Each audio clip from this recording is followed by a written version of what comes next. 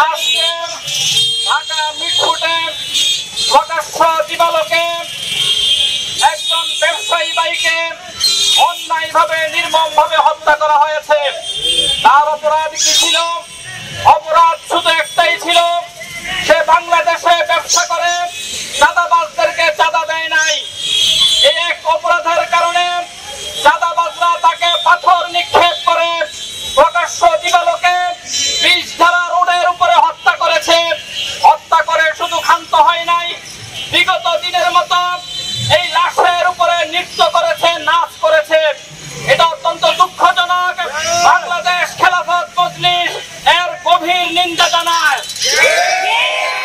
সংগ্রামী বন্ধুগণ, আজকে আরো একটা ঘটনা ঘটেছে।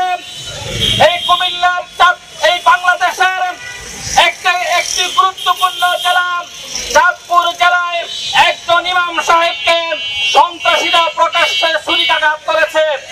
তার অপরাধ ছিল, তিনি খুতবাতে শুক্রবারের জুমার নামাজের সময় যে ভাষণ দেন, জুমার নামাজের পূর্বে সেই ভাষণে তিনি হক কথা বলেছিলেন, কোরআন এবং হাদিসের আলোকে জাতিকে দিক নির্দেশনা দিয়েছিলেন।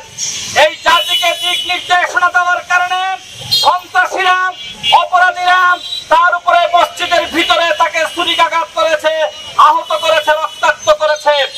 আমরা এই স্বাধীন বাংলাদেশের নাগরিক হিসেবে একজন ইমাম সাহেবের উপরে এই নির্মম আক্রমণের, এই আক্রমণের এবং গভীর নিন্দা জানাই এবং এর প্রতিবাদ জানাই।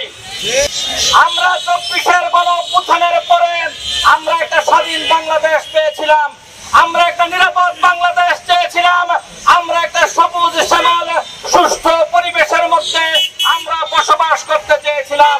কিন্তু দেখতেছি বিগত দিনে একের পর এক প্রকাশ্য দিবালোকে মানুষকে হত্যা করা হচ্ছে, খুন করা হচ্ছে।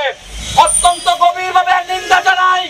সংগ্রামী বন্ধুগণ, আপনারা জানেন আমাদের এই মুরাদনগরে প্রকাশ্য দিবালোকে এক পরিবারের ৩ জনকে প্রকাশ্য দিবালোকে হত্যা করা হয়েছে। এরকম ভাবে প্রতিদিন মানুষকে হত্যা করা হচ্ছে, প্রতিদিন মানুষকে গুম করা হচ্ছে।